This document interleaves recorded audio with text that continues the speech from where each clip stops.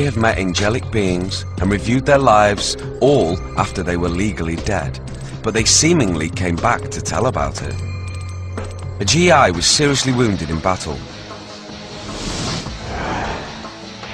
It happened when I was 19 years old, serving in Vietnam as a combat infantry soldier.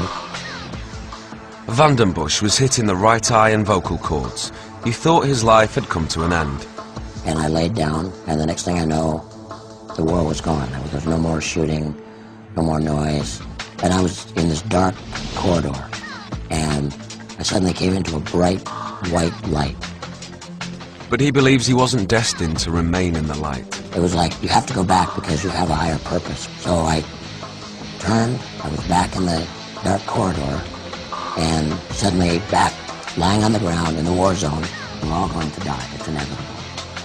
But that doesn't frighten me. I have no fear of death. I know that death is peaceful. Experts note similar qualities in their near-death research. A core near-death experience has several distinct features. There's a sense of being separated from the physical body, being able to look at it like a spectator would, from an elevated position above it. A real estate broker went into shock and his heart stopped. I do remember being up in the corner suddenly of this room where the doctors were. I've really worked at trying to describe it. And remember, it's not your body that's going, but it is you that's going. They seem to go through this tunnel, and they come out on the other side into an incredibly brilliant and warm and loving and accepting light. An artist was almost killed in a car accident. He too claims to have seen a light. The light is all around you. It is you. It's like totally encompassing with your being. If I ever get fearful in this conscious life, I can think back to that time and think, well, it was a beautiful experience. So what's there to be afraid of? Experts claim that one does not have to be near death to have this sensation. You could be in a deep spiritual crisis. You could have a spontaneous out-of-body experience. You could have this kind of experience as a result of meditative practice. You don't necessarily have to be physically close to death. But some experts counter that these experiences are difficult to categorize. One of the problems with some of the explanations is they always try to explain it in terms of their specialties. Zaleski has studied concepts of death throughout the ages. I think they do reflect cultural expectations, cultural aspirations that go very, very deep and go much deeper than some of the influences that we might be exposed to in a Sunday school classroom. A high percentage of Americans believe they or someone they know have had a near-death experience. 13 million Americans have had some type of near-death experience. I'm just one of them. I believe that it's important to get the message out about the near-death experience because there's just too many people afraid of death. Near-death experiences share a similar sensation of being out of body. You're helpless. You feel helpless. For the first time in your life, you're totally helpless. Then I felt a tremendous sinking sensation, and then I came out of my chest and rose up to the ceiling, and I could look down and see my body lying there on the bed. And rapidly, I'm pulled out of my body and right into a dark, totally dark tunnel with a sensation of speed, rapid speed. I saw a pinpoint of light in this blackness, and I was attracted to it. So I turned and I began to travel very rapidly towards that bright light. I was part of the light, and the light was part of me. It was not painful.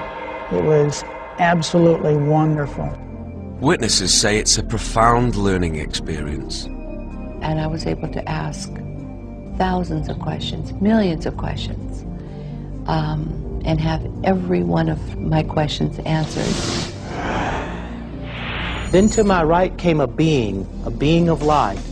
And this being was there to witness or be with me. I had a panoramic review of my life. I felt every emotion, everything I'd ever done, every word I'd ever said, and every experience I'd ever had with anyone that I'd ever come in contact with. When I re-entered my body, it was like I'd been in a car crash. I crashed back in. It was a jolt that I felt right down to the fiber of my spine. There is absolutely no way to fully describe the beauty that is there. They said a good analogy would be that heaven is like the print and earth would be much like the negative. Many doctors and scientists insist that near-death experiences are caused when the brain doesn't get oxygen. There's nothing magical about a near-death experience. The basic themes of the near-death experience are remarkably similar across cultures, the reason being that the 5 billion brains that make up this planet are remarkably similar in their structure.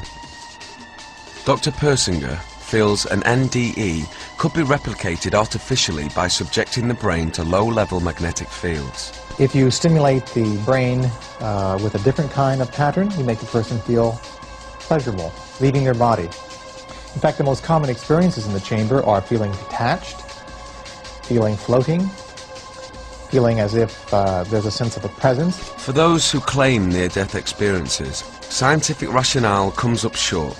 The fact that we now understand the part of the brain that mediates the experience does not demean the experience and does not make it less useful or less important.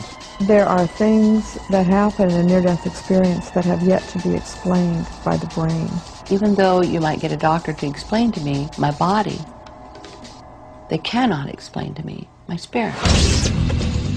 Later, on Unexplained Mysteries, a paralyzed teen gives up hope, then has an enlightening experience. It was very dark and lonely, and that was just replaced by a brilliant light. A family car tumbles into an icy river. The father dies, but his wife is sure his spirit helped them survive. He knew that the only way that his family was going to make it was if he could be there and help us. A farmer is convinced that a Holocaust victim is reincarnated in his soul. Without a doubt, it was not me. It was another man. And some experts agree with him. We have many stories of people reincarnating from disasters. A well-known psychic helps a troubled young man by appearing to talk to his dead mother. And your mom is here, and she's giving you both a kiss. The emotional reunion brings up difficult memories. And it's like she stands on that road and she looks around, and I don't know what it means. Plus, we'll wrap it all up in the UNEX report, here on Unexplained Mysteries.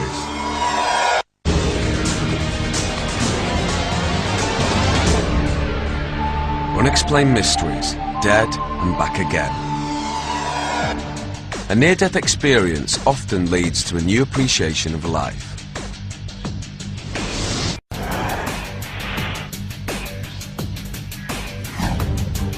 Tragedy strikes a tight-knit family when one of the boys has a terrible accident while searching for the perfect Christmas tree. The hill was very, very steep. The tree was very, very tall. And it was starting to get dark. It was definitely like I was possessed to get the tree. I didn't see any danger. Will climbed the tree to cut off the top, then his life changed forever. I just was enjoying the beauty when I could feel my arms scrambling out, trying to find branches, but I didn't have any control. I remember hitting the ground, but it wasn't very intense, like you might think. It was just like jelly splatting on the floor, and I couldn't feel anything. Will had fallen 50 feet. Doctors were extremely concerned about his condition. When Will arrived in the emergency room, he was totally paralyzed, although he was breathing on his own. The X-ray revealed a fracture, dislocation of the cervical vertebrae C4 on C5. I remember the doctor examining me and saying he had a needle or he had something sharp, and he was saying, "Do you feel this? No. Do you feel this? No. Do you feel this? No." Will was flown to a hospital in Montana, but his condition quickly got worse as he slipped in and out of consciousness. When someone is totally out, the chances of recovering are as near zero as you can get. He just laid there and kind of like he was in a trance, and I said, "What's happening, Will?" And he says, "I'm just practicing being a vegetable." To me, it's the most single devastating injury that people get because they're locked inside a body. They can't do anything. It comes as a sudden thing in almost every instance. If I could have, I would have taken my life. But I couldn't. I couldn't move. So I did the only thing I could do. I asked my mother. He says, if you really loved me, you'd get me out of my misery, and you'd take this pillow and put over my face. And she just looked back at me with loving eyes and didn't say, couldn't respond. Will gave up hope. He didn't want to do his physical therapy. Then another accident happened. They got me on the tilt table and tilted me up way too fast. And I do remember I could see the floor for the first time in my new life. And I could feel the blood just running out of my head. And the room started to get a little bit dark and splotchy. And he just passed out, and the nurse couldn't get a blood pressure, we couldn't get a heartbeat. I want to die. And all those prayers that I'd said every night were answered. It was very dark and lonely. And that was just replaced by a brilliant light that just completely drowned the darkness. And my whole soul was just completely immersed in this light. Will got the overwhelming feeling the light was giving him a choice. To die and go where this light was taking me, or breathe and live. He started to turn blue. By this time, the other nurse had gotten oxygen to him. And as I laid there, consumed by this light, with the choice to make about quitting, I thought about meeting my God and looking at him and saying, I quit. And I couldn't do that. Then his diaphragm started taking over again, and he was breathing shallowly again. I came back and I was a different man. I could just feel my face shining, and I just glowed. Like many people with near-death experiences, Will's outlook on life completely changed.